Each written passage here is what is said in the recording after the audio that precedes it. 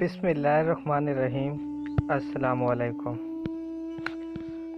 آج کا واقعہ حضرت موسیٰ علیہ السلام اور فرعون کا ہے، جس میں یہ بتایا جا رہا ہے کہ کس طرح اللہ تعالیٰ نے حضرت موسیٰ علیہ السلام کی فرعون کے گھر میں حفاظت فرمائی اور کس طرح فرعون کو سزا دے کر عبرت کا نشان بنا دیا۔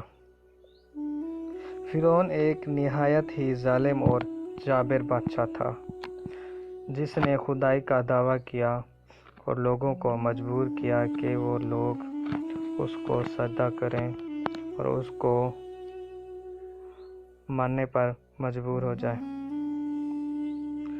اس کی سلطنت میں ایک پادری نے پیش گوئی کی کہ بنی اسرائیل میں ایک ایسا لڑکا پیدا ہوگا جو فرعون کی حکومت کو غرق کر دے گا۔ چنانچہ فرعون نے حکم دیا کہ بنی اسرائیل میں جو بھی لڑکا پیدا ہو اس کو قتل کر دیا جائے۔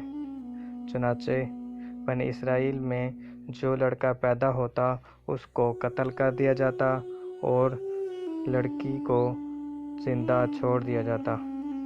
جب حضرت موسیٰ علیہ السلام پیدا ہوئے تو ان کے گھر والوں نے ان کو قتل ہونے کے ڈر سے صندوق میں بند کر کے دریا میں چھوڑ دیا۔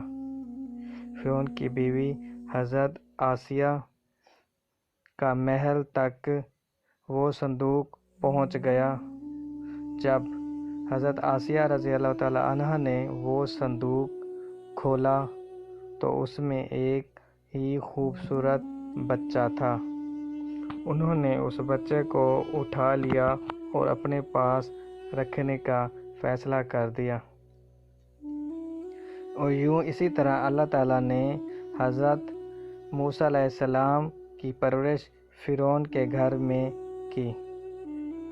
جب فرعون اور اس کے ظلم و ستم بنی اسرائیل پر حد سے بڑھ گئے تو حضرت موسیٰ علیہ السلام نے اپنے بھائی ہارون علیہ السلام سے کہا کہ وہ راتوں رات ملک سے باہر چلے جائیں۔ وہ سب ملک چھوڑ کر جانے لگے تو فرعون کو معلوم ہوا تو اس نے بھی اپنے لشکر کے ساتھ ان کا پیچھا کرنا شروع کیا۔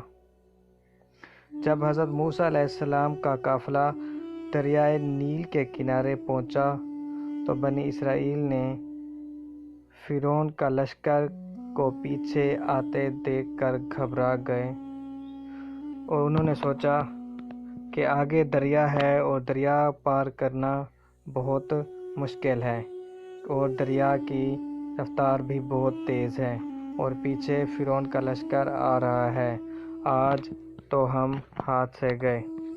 حضرت موسیٰ علیہ السلام نے اللہ کے حکم سے دریا میں اپنا عصا مارا تو دریا دو حصوں میں تقسیم ہو گیا اور دریا کے درمیان سے ایک راستہ بن گیا۔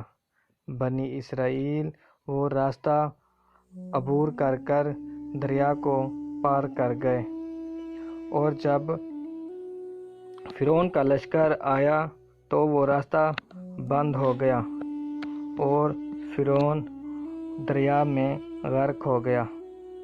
اللہ نے فرعون کی لاش کو عبرت کا نشان بنا دیا اور اس کی لاش کو مصر کے عجائب گھر میں موجود آج بھی ہے، جو آنے والے لوگوں کے لیے ہدایت اور عبرت کا نشان بنی ہوئی ہے۔ اس سے ہمیں یہ سبق ملتا ہے کہ شرک کرنے والوں کا انجام بہت برا ہے۔ شرک کرنے والوں کو اللہ تعالیٰ کبھی معاف نہیں کرتا۔ اگر آپ میرے چینل پر نئے ہیں تو پلیز میرے چینل کو سبسکرائب کریں اور بیل آئیکن کو ضرور دبائیں۔ ویڈیو اچھی لگی ہو تو لائک کریں۔ شکریہ۔